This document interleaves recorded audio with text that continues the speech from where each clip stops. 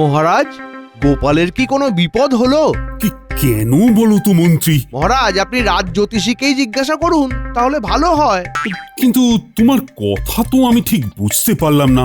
যাই হোক, রাজ জ্যোতিষী, তুমি বলো তো গোপালের কোনো বিপদের আশঙ্কা আছে কিনা? আর সেই সাথে গোপালের যদি কোনো বিপদ হয় তাহলে সেই বিপদ তো আমার রাজ্যেরও। তাই তুমি আমাদের সবার দিন কেমন কাটবে গণনা করে বলো দেখি। মহারাজ, আমি প্রতিদিন সকালেই একবার করে গণনা করি। আমার গণনাতে কারো কোনো বিপদ নেই। গোপালেরও তো কোনো বিপদের আশঙ্কা দেখছি না। তবে মন্ত্রী, তুমি এই কথা কেন বললে? এ কি তোমার কোনো আশঙ্কা, নাকি তুমি অনেক কিছু জানো অথচ বলছো না? না মহারাজ, আসলে রাজসভা অনেকক্ষণ শুরু হয়ে গেছে তো গোপাল এখনো এসে উঠতে পারলো না, তাই ভাবলাম। এ আর নতুন কি কথা?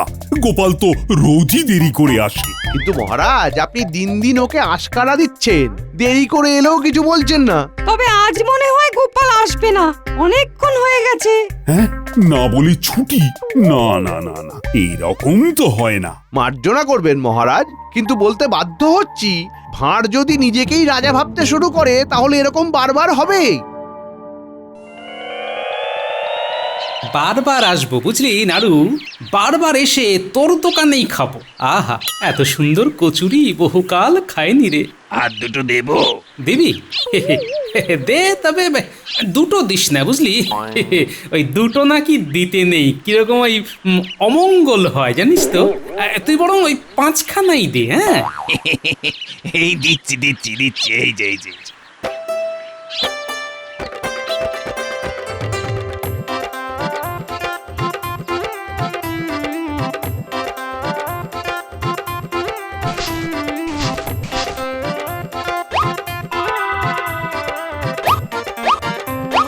তাহলে আগে খেয়েছিলাম 20খানা, আর এই 5টা নিয়ে হলো 25খানা। হ্যাঁ, এগে আপনি আজ রাজসভায় যাবেন না? ইস, এহে, অনেক বেলা হয়ে গেল রে, বাড়ি গিয়ে ঘুম দেবো বুঝলি, তারপর বিকেলে তোর দোকানে আবার আসবো। সে তো খুব ভালো কথা। তা বিকেলে কি করছিস? বিকেলে বিকেলে থাকবে সিঙ্গাড়া। বাহ, চমৎকার, সিঙ্গাড়া। অনেকদিন সিঙ্গাড়া খাইনি রে। আর আলুর চপ, আলুর চপ, বাহ, মোচার চপ, তারপর বেগুনি। বড় ভালো। কত হলো তাহলে? ওই 2 মোহর। বাহ, সস্তাই তো। এখন যাই, বিকেলে আসবো কেমন? আহা, বড় তৃপ্তি করে খেলাম, কিন্তু রাজবাড়ি যেতে পারলাম না, অনেকই দেরি হয়ে গেছে, কাল যাবো খন।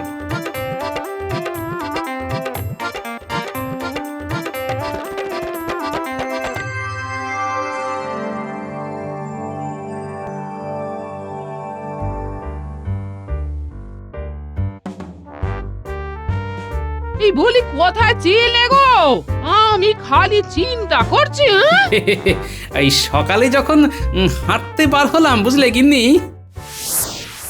কি কাণ্ড, এখন এই গিন্নির পাল্লায় পড়ে সকালবেলায় আমাকে বায়ু সেবন করতে হচ্ছে। কেন না, আমি নাকি দিন দিন মোটা হয়ে যাচ্ছি। আচ্ছা, আমি মোটা হচ্ছি তাতে আমার কোনো মাথা ব্যথা নেই, কিন্তু আমার গিন্নির মাথা ব্যথা। বাপরে বাপ, হাঁপিয়ে গেলাম দেখছি। বোঝো কাণ্ড, সকালে উঠে কোথায় পাঠশালা যাবি বলে তৈরি হবি তা না করে মাঠে খেলতে শুরু করেছে। রোজই কি খেলে কি জানে? আমি হয়তো ঘুম থেকে দেরি করে উঠি বলে জানতে পারি না।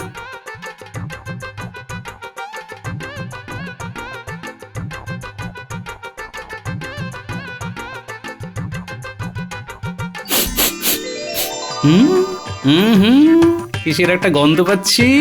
আহা আহা, মনোরম সুবাস। কিসের গন্ধ? ও বাবা,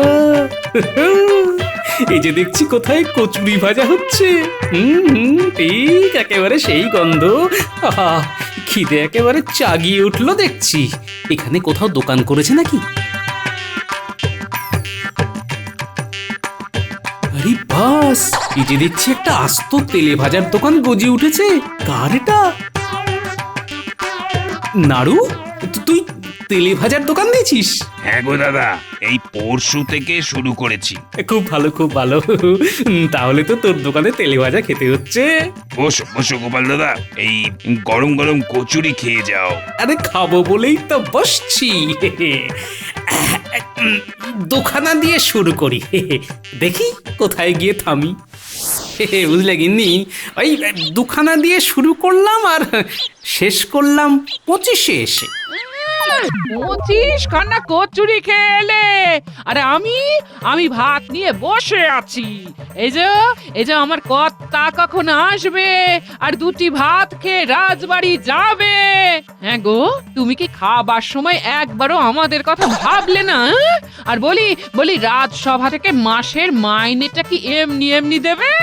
আহা, বিকেলে তোমাদের নিয়ে যাবো তো, তখন যা পারো খেও। বিকেলে আছে বুঝলে, সিঙ্গাড়া, আলু, মোচার চপ। তার মানে তুমি বিকেলে আবার খাবে? হ্যাঁ নিশ্চয়ই। তোমাকে আমি হেঁটে রোগা হওয়ার পরামর্শ দিলাম, আর তুমি? হ্যাঁ শোনো শোনো, এখন আমার খিদে নেই। ওই ভাত ডাল শুক্তো তো রোজ খাই। এখন আমি ঘুম দেব বুঝলে, তারপরে বিকেলে যাব তেলে ভাজার দোকানে।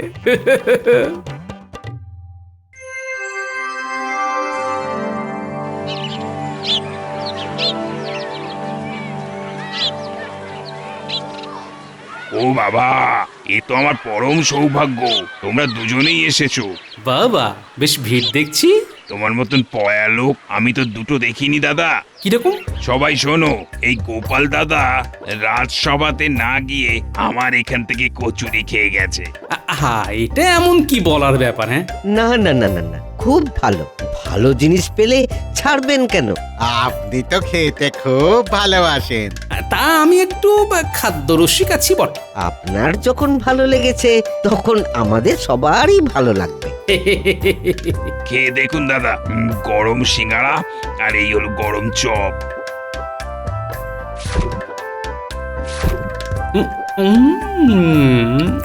আহ, অপূর্ব। বারবার আসতে হবে রে নাড়ু, বারবার আসতে হবে।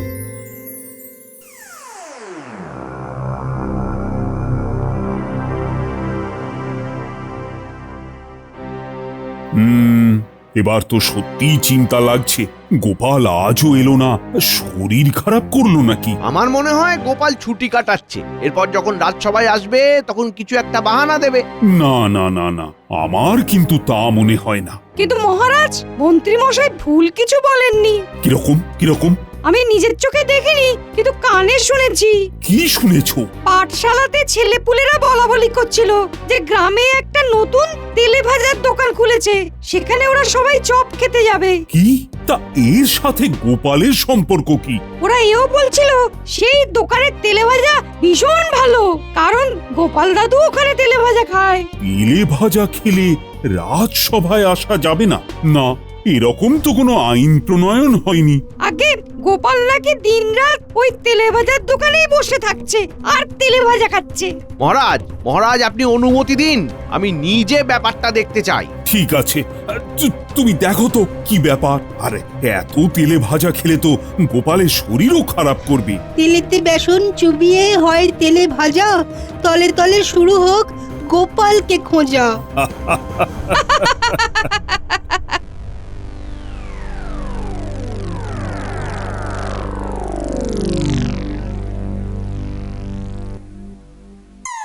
এই তাহলে তেলে ভাজার দোকান হয়েছে। বেশ বেশ বেশ, আগে দুটো খেয়ে দেখি। সিঙ্গাড়া দেবো তো, এই নিন। আপনাদের কি কি ব্যাপার? আমার দুটো সিঙ্গাড়া। একটু অপেক্ষা করতে হবে যে, আপনার আগে অনেকে এসেছে। আপনি একটু পেছনে যান। কি? আমারও তো সময় নেই, তাড়াতাড়ি দাও। এই সময় নেই বললে তো হবে না। এই নাড়ুর তেলে ভাজার দোকানে খেতে হলে হাতে সময় নিয়ে আসতে হবে। হ্যাঁ, আপনাদেরটা বলুন। আরে আরে আরে গোপাল দাদা যে, কি দেবো গোপাল দাদা? আগে ওই 4টে সিঙ্গাড়া দিয়ে শুরু করা যাক, বুঝলি? আমি এখানকার মন্ত্রী, আমাকে না দিয়ে তুমি ওকে কেন এত খাতির করছো? মন্ত্রী মশাই, সে তো নাড়ুই বলতে পারবে। তবে ও আমাকে খুবই ভালোবাসে, তাছাড়া গোপাল দাদা আমার ব্যবসার লক্ষ্মী। আর মশাই, আপনি মন্ত্রী ঠিকই, কিন্তু এখানে তো আপনি সবার সাথে মিশেই সিঙ্গারা খেতে এসেছেন। একটু একটু অপেক্ষা করুন। গোপাল গোপাল, তোমার এইখানে আরাম করে বসে সিঙ্গারা খাওয়া আমি ঘুচিয়ে দেব।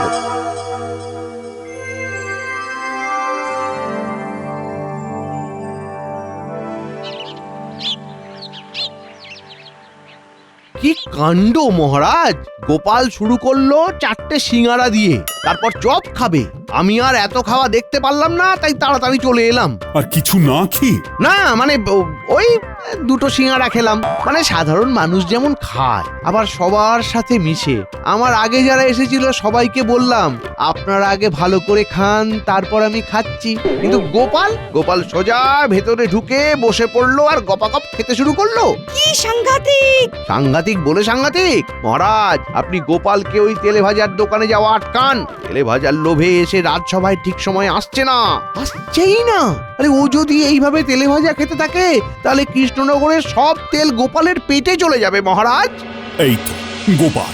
আমি রাজসভায় ঢোকার মুখে মন্ত্রীর কথাগুলো কানে এলো মহারাজ। বসো তো গোপাল। আমি শুধু একটা কথাই বলতে চাই, আমার পিছনে না লেগে নিজের চরকায় তেল দিন মন্ত্রী মশাই। কৃষ্ণনগরে যদি তেল কম পড়ে যায় তাহলে বলবেন, আমার পেট থেকে কিছুটা দিয়ে দেব। এভাবে হবে না গোপাল, তোমাকে জব্দ করার অন্য উপায় ভাবতে হবে।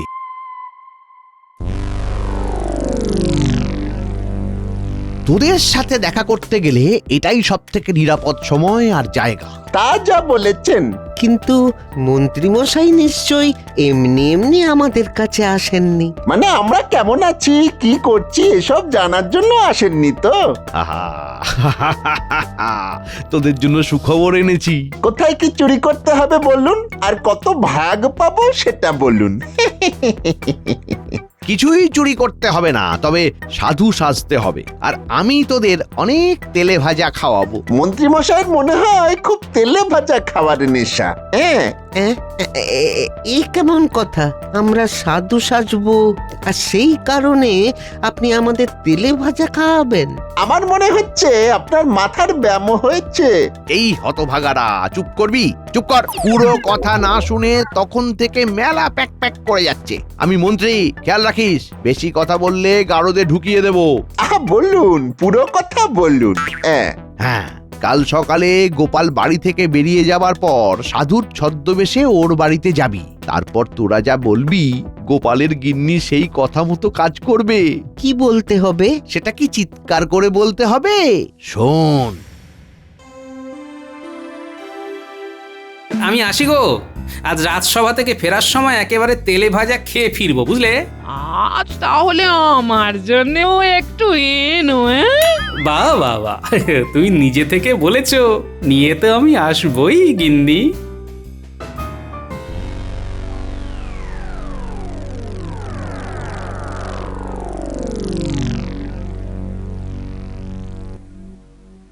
ও বাবা, এই সাধু বাবা দেখছি। প্রণাম সাধু বাবা, প্রণাম। খুব ভালো, খুব ভালো। সাধু সাজলে একটু প্রণাম টনাম পাওয়া যায়, মনে হয় এতেই আমাদের পাপ ধুয়ে যায়। বাবারা এই কোথা থেকে এসেছেন? আমরা হিমালয় থেকে এসেছি। আপনাদের একটা জল বাতাসা দি। দিবি? তা দে।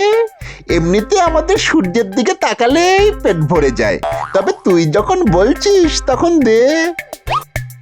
জুতো ছেড়ে খালি পায়ে আসা উচিত ছিল। হ্যাঁ, ভুল হয়ে গেছে। তবে গোপালের গিন্নি এত খেয়াল করবে না। গোপাল তো এখন নেই, ও থাকলে বিপদ ছিল।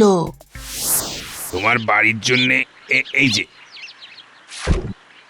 যাই, এটা আগে বাড়িতে দিয়ে আসি, তারপর রাজসভায় যাব।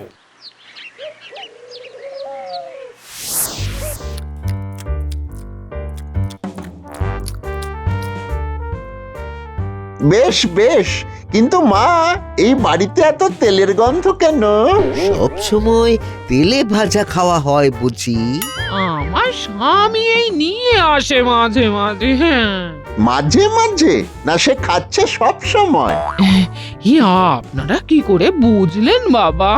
হ্যাঁ, আমরা হিমালয়ে বসে সব দেখতে পাই, তাই দৌড়ে তোদের সতর্ক করতে এলাম।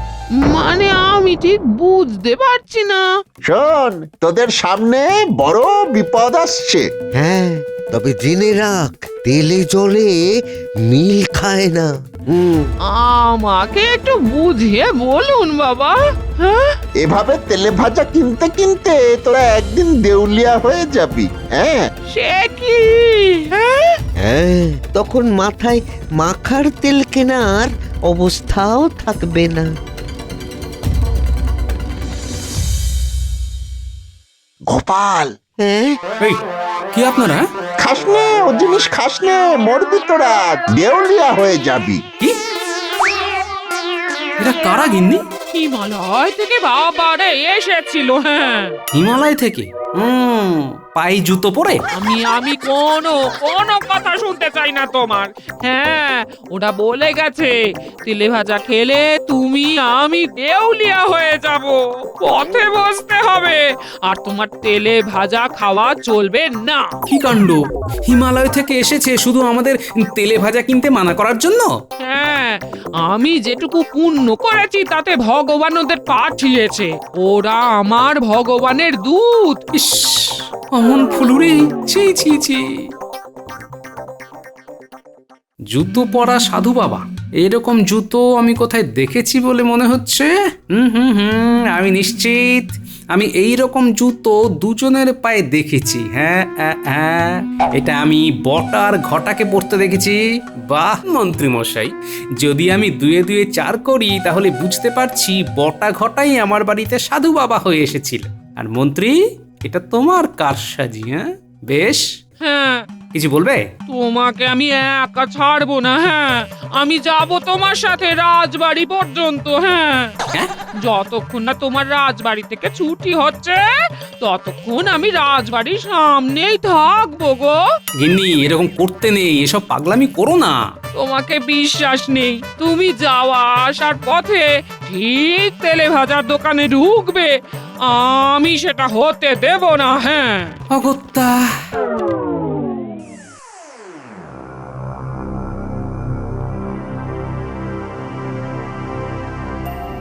কি হলো নাড়ু, তোমার গোপাল দাদা যে এলো না? সে গোপালের আর তোমার দোকানের তেলে ভাজা পছন্দ হচ্ছে না। না না, রোজ খায়, আজ মনে হয় ওদের ইচ্ছে নেই, সকালেই খেয়ে গেছে। তাই বলে একবার ঘুরেও তাকালো না? তাহলে তোমার তেলে ভাজা গোপাল আর পছন্দ করছে না। তাই বটে, সেটাই ধরে নিতে হবে। না না, আপনারা ভুল বুঝছেন।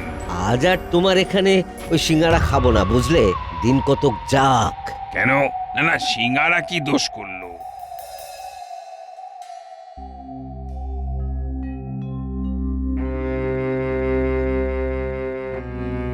আমি কি কোনো দোষ করেছি গোপাল দাদা? এই তোমরা আসছো না কেন? হ্যাঁ, তুমি অনেক অনেক দোষ করেছো। তোমার কাছে গেলেই তুমি ওকে তেলে ভাজা খাওয়াও, তেলে ভাজার নাম নেবে না এই বাড়িতে। হ্যাঁ, এদিকে তোমরা না যাওয়াতে আমার দোকান যে মাছি তাড়াচ্ছে। সত্যি এটা খুবই দুঃখের কাহিনী, দুঃখের করুণ কাহিনী। তোমার দুঃখ আর আমার করুণ অবস্থা, আমি যে পারছি না যেতে। তোমার দোকানে কি কেউ আসছে না? খুবই কম, এক মন্ত্রী মশাই আসে আর ওই বটা ঘটা নামে দুজন। তারা কি করে? তেলে ভাজা খায়। নাড়ু, তুমি এখন যাও, বুঝলে? যে আগে এই আমি আসছি, এই তোমাদের অপেক্ষায় রইলাম। হ্যাঁ, দেখলে ওর অবস্থা? এই সব তোমার জন্য। চিন্তা ভাবনা একেবারে শুকিয়ে গেছে।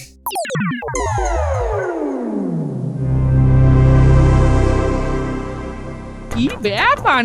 কোথায় চললে এভাবে? তেলে ভাজার দোকানে। এইভাবে? তোমাকে আমি মানা করেছি, বলি যাবে না। হ্যাঁ, আমি যাবই, কেউ আমাকে রুখতে পারবে না। তবে রে, কেউ রুখতে পারবে না? দেখো তবে, দেখো। হ্যাঁ হ্যাঁ, দেখো। কোথায় চলে? এই কোথায় চললে? আজ তোমার একদিন কি আমার একদিন? হ্যাঁ, এই দাঁড়াও দাঁড়াও বলছি, দাঁড়াও। যাবে না, যাবে না।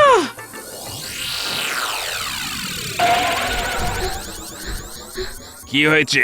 এই সাধু আবার অনেক করে বলে দিয়েছেন তোমার এই তেলে ভাজা খেলে অমঙ্গল হবে, তুমি দেউলিয়া হয়ে যাবে। অমঙ্গল তো সাধুর হচ্ছিল। শয়তানটা এখানে কি যাত্রা করতে এসেছে? ও কি বুঝে গেছে? আর কে বলেছে দেউলিয়া হব? বাবারা, ওই যারা যেচে পড়ে তোমার কাছে এসেছিল। শোনো, তেলে ভাজা খেলে না উল্টে আমার গায়ে মাথায় মাখার তেলের খরচ বাঁচবে, বুঝলে? এই দেখো, কচুরি চাপ দিয়ে তেল বেরিয়ে আসছে।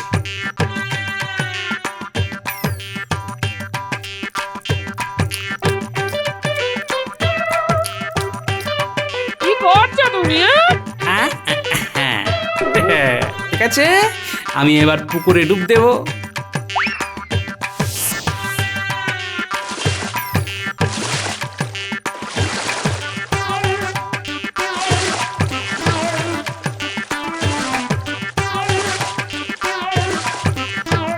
দেখলে গিন্নি, বুদ্ধি থাকলে ঠিক তেলে জলে মিশ খাওয়ানো যায়। এটা তোমার সাধু বাবাকে বলে দিও। সাধু বাবাদের কোথায় পাবো? তারা তো হিমালয়ে চলে গেছে। হিমালয়? হ্যাঁ হ্যাঁ, তারা এখন ওই চপালয়তে বসে আছে। কি?